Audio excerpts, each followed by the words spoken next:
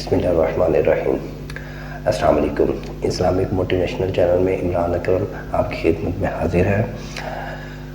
आज की हमारी वीडियो एक हिंदू मज़हब के बारे में है, जिसमें एक रावण नामी शख्स जो कह रहा है कि हमारा मज़हब गलत नहीं है, लेकिन उसमें हम खुद गलतियां करते हैं। तो हमने कलमा नहीं पढ़ा, हम मुसलमान नहीं हैं, लेकिन हम हिंदू हैं। सिर्फ हिंदू होने की वजह से अगर हम सही काम भी करें तो फिर भी क्या हमें जहन्नम में जाना पड़ेगा। तो इस बारे में डॉक्टर जाकिर नाइक साहब ने उनको जवाब दिया और सारी तफसील बताई। तो आइए हम अपनी वीडियो की तरफ चलते हैं। और अस्सलाम वालेकुम सर, मेरा नाम रावल राम है और मैं आपसे सवाल करना चाहता हूं कि हमारा मज़हब गलत नहीं है, उसमें गलतियां हम लोग करते हैं। जना हराम है हमारे मज़हब में, शराब नोशी हराम है, जना हराम है, मतलब कि जैसे भी गलत काम सारे गलत हैं उसमें भी लिखे हुए हैं, और यही इस्लाम में भी हैं। ये दोनों जो है ना, मतलब कि कॉमन है इनमें। तो अच्छी बातें दोनों तरफ हैं, और सिर्फ इस बुनियाद पर हमें दोज़ख में डाल दिया जाएगा कि हम सिर्फ कलमा नहीं पढ़ते। अदरवाइज़ हम लोगों में भी वही चीज़ें हैं, सिर्फ इबादत का तरीका और है। बाकी बस इस सवाल भाई साहब, आपका नाम क्या है? रावल राम। रावल राम जी जी रावल राम ने एक अच्छा सवाल पूछा। जी। उसने कहा कि उनकी मजहब किताब में भी जिना हराम है, बिल्कुल सही फरमाते। उनके मजहब में लिखा हुआ है कि शराब हराम है, बिल्कुल सही फरमाते। आपने अगर मेरी तकरीर सुने हिंदुइज्म और इस्लाम में यकसानियत, आपने सुने वो तकरीर को? जी जी। अच्छा, वो तकरीर में लिखा है हिंदू मजहब में दो किस्म के किताबें हैं, एक श्रुति और एक स्मृति। श्रुति मतलब वो किताब जो भगवान की तरफ से आती है, भगवान की तरफ से। स्मृति वो किताब जो इंसानों ने लिखी है। श्रुति में आता है वेद एंड उपनिषद, स्मृति में आता है महाभारत, रामायण, भगवत गीता, मनुस्मृति एटसेट्रा। आप अगर पढ़ेंगे आपके छंदोग्य उपनिषद जो श्रुति है, छंदोग्य उपनिषद चैप्टर नंबर 6 सेक्शन नंबर 2 श्लोक नंबर 1, नाकस्य कसिज, भगवान एक ही है, दूसरा नहीं है। बिल्कुल सही। भगवान एक है, दूसरा नहीं है। बिल्कुल।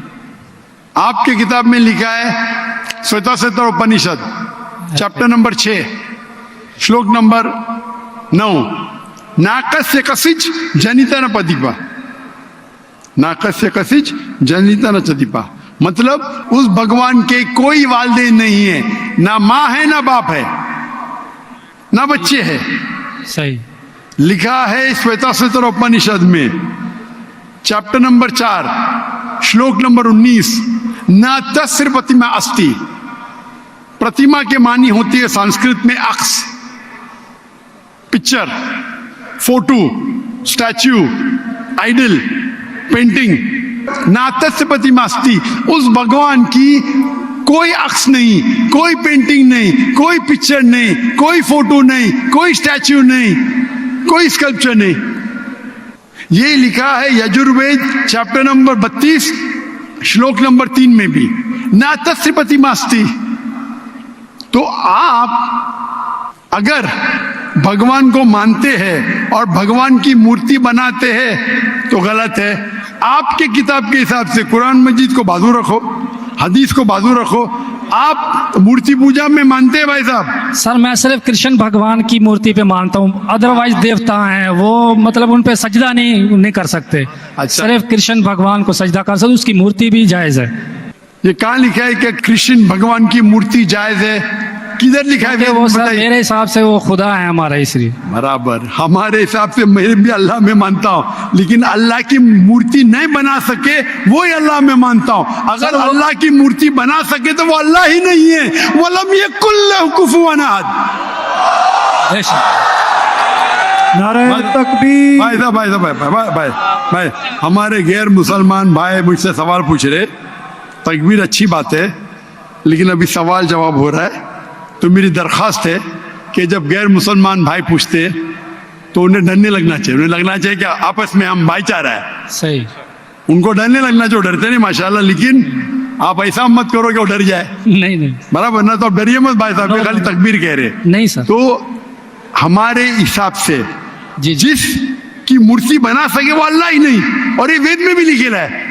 आप इस्कॉन में मानते हैं? सर वो तस्वर है, वो नहीं, हमें भी पता है कि उसमें खुदा नहीं है, वो एक तस्वर है। हाँ, हमारे इसमें खुदा का तस्वुर करते मूर्ति बनाए तो गलत है। तो यही मैं कहता हूं, आप अपनी किताब का अमल नहीं कर रहे, आप अपनी किताब का सही अमल करेंगे तो आप भी जन्नत में जाएंगे। सही बात है, बिल्कुल। तो कुरान हम में नहीं क्या करते ना, हम सुनिए, अपना मजहब पे सुनिए, सुनिए, मतलब फॉलो नहीं करते सही तरीके से। जी जी मेरा फॉर्मूला बहुत इजी है। सही। कुरान मजीद में लिखा है सूरह इमरान में सूरह नंबर 3 आयत नंबर 64 में, तालऊ इला कलिमतिन सवाइम बैना बैनकुम, आओ हम उस बात की तरफ जो आप और हम में यकसा है। सही। अपन आज माने जो आप और हम में यकसा है, कम से कम उस पे तो अमल करे। मेरा फॉर्मूला यूनिवर्सल है, पूरा भाईचारा है। मैं कहता हूं भाई बाइबल को लेके आओ, वेद को लेके आओ, कुरान को लेके आओ। वेद काफी बड़ी है, जी जी। बाइबल कुरान से 3 गुना बड़ा है। हम आज वादा करें कि जो यकसा है कम से कम उस पे तो अमल करे। जो यकसा नहीं उसको साइड पे रखेंगे, कल बहस करेंगे। जो यकसा उस पे तो अमल करे। बाइबल में लिखा है, वेद में लिखा है खुदा है कि खुदा का अक्स नहीं। अगर आप खुदा का अक्स बनाते तो आप वेद के खिलाफ जाते। सिर्फ कृष्ण का बनाओ तो भी गलत है। सर वो भगवत गीता में लिखा है, इसलिए। आप भगवत गीता स्मृति है, भगवत गीता महाभारत का हिस्सा है, सही क्या नहीं? सही। तो महाभारत एक स्मृति है, स्मृति श्रुति के खिलाफ नहीं जा सकती है। अगर स्मृति और श्रुति में टकराव है तो हम श्रुति को मानेंगे, स्मृति को नहीं। वेद और उपनिषद सबसे ऊपर है। सही। तो आपका एक पीएचडी टीचर है, वो कुछ कहता है, और एक बैचलर है। आप पीएचडी वाले उस्ताद को मानेंगे या जो बैचलर के डिग्री वाले उस्ताद को मानेंगे? किसको मानेंगे? कौन से उस्ताद को मानेंगे? PhD sir. पीएचडी। तो आपका पीएचडी वेद है। सही।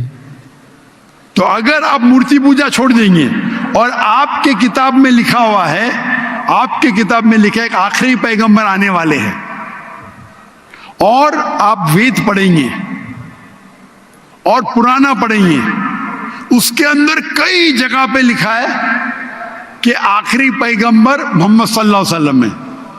आप अगर कल की पुराना पढ़ेंगे, भविष्य पुराना भी है, कल की पुराना है, और आप मेरी तकरीर सुनेंगे। एक तकरीर है मेरी, मोहम्मद सल्लल्लाहु अलैहि वसल्लम का जिक्र हिंदू मजहबी किताबों में। वक्त की किल्लत होने की वजह से सिर्फ मैं छोटी पॉइंट कहूंगा। सही। आप अगर कल की पुराना पढ़ेंगे, चैप्टर नंबर 2, श्लोक नंबर 5, 7, 11, 15, 17, उसमें लिखा है क्या?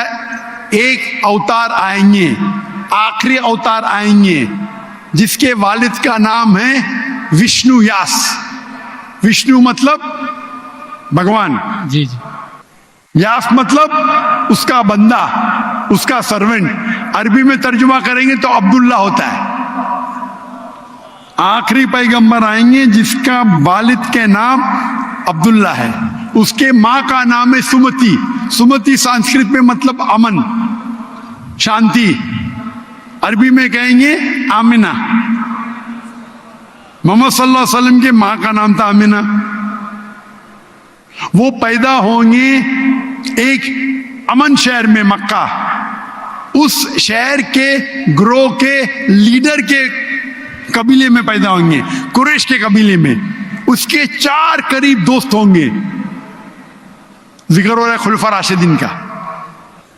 और मोहम्मद सल्लल्लाहु अलैहि वसल्लम का जिक्र तो बहुत लंबा है, 2 घंटे की तकरीर दे सकता हूं मैं। सही। तो अगर आप अपनी किताब में मानते, आपको मानना पड़ेगा कि आखिरी पैगंबर मोहम्मद सल्लल्लाहु अलैहि वसल्लम है। आप मानते कि आखिरी पैगंबर मोहम्मद सल्लल्लाहु अलैहि वसल्लम है? सर मैं पढ़ी नहीं है, मैं भी बस ऐसे मतलब कोई सही तरीके से नहीं पढ़ा है, इसलिए मुझे पता नहीं है उसमें। नहीं पढ़ा तो गलती किसकी? मेरी है? मेरी गलती है, मैं मान रहा हूँ। तो और आप हमारे यहाँ से करोड़ों लोग हैं जो नहीं फॉलो करते हमारे मजहब को, इसीलिए हिंदुस्तान में जब मेरी तकरीर होती है, जी जी, तो हिंदू का मजमा इससे बड़ा होता है। बिल्कुल देखा है। 5 लाख, 10 लाख, 25%, 20%, गैर मुस्लिम होते, 20% हिंदू होते, तो 10 लाख का 20% कितना हुआ? 2 लाख। ये 2 लाख का तो मजमा नहीं ना, क्योंकि हिंदुस्तानी मुझसे मोहब्बत करते हैं जी और गैर मुस्लिम भी मोहब्बत करते हैं। बिल्कुल। वो पॉलिटिशियन है, जो प्रॉब्लम होता है उनको वोट बैंक का प्रॉब्लम है। अरे हम लोग तो हार जाएंगे अभी। हिंदू जब मेरी तकरीर सुनते कहते कि 2 घंटे में हमने वो सीखा जो हमने 40 साल हमें पता नहीं था। सही। अभी जो मैं हवाला दिया, रेफरेंस के साथ आपकी किताब का हवाला दिया, तो आप अगर सच्चे हिंदू है तो आपको मानना पड़ेगा कि एक भगवान है, उस भगवान की मूर्ति नहीं है, उसके आखिरी पैगंबर मोहम्मद सल्लल्लाहु अलैहि वसल्लम है। तो आप अपनी किताब पे अमल करेंगे जी करूँगा। और जो चीज यकसा है कम से कम उस पर तो अमल करो। जो टकराव है वो बाद में, मैं जानता हूं, मैंने तकरीर की है, इसमें लिखा है कि हिंदू मजहबी किताब में लिखेला शराब पीना हराम है, कुरान में लिखेला है। सही। आपकी मजहबी किताब में यह भी लिखा है कि सुअर का गोश्त खाना हराम है। सही। और आपकी किताब कुरान से सख्त है, उसमें लिखा है कि अगर आप सुअर का गोश्त बेचेंगे तो उल्टे पैर और उल्टे हाथ काटना चाहिए। ये किधर हदीस में नहीं लिखेला है, ना कुरान में लिखेला। आपकी मजहबी किताब मनुस्मृति में लिखा हुआ है कि आप उल्टे हाथ और उल्टे पैर काटो अगर वो सुअर का गोश्त बेचता है तो। सही। तो अगर आप सही हिंदू है, आपकी मजहबी किताब पढ़ो। आपकी मजहबी किताब में लिखा हुआ है कि आखिरी पैगंबर आएंगे और आखिरी पैगाम देंगे। आखिरी पैगंबर मोहम्मद सल्लल्लाहु अलैहि वसल्लम है और आखिरी पैगाम है कुरान मजीद। सही। तो अगर आप सच्चे हिंदू हैं तो आपको कुरान मजीद और मोहम्मद सल्लल्लाहु अलैहि वसल्लम की बात मानना पड़ेगा। आप देखेंगे हिंदुस्तान में हजारों की तादाद में हिंदू इस्लाम कबूल किए। अल्लाह हिदायत दिया, मेरे वजह से ने अल्लाह ने उन्हें हिदायत दिया। क्या मेरे तकरीर के बाद कई लोग, चाहे मजमे में चाहे घर पे, अल्लाह उन्हें हिदायत दे रहा है। मैं आपसे पूछना चाहता हूं, आप मानते हैं कि अल्लाह के आखिरी नबी मोहम्मद सल्लल्लाहु अलैहि वसल्लम है? सर मैंने अभी देखना है, जाकर पढ़नी है किताब, तो अगर उसमें है तो ठीक है, सही बात है।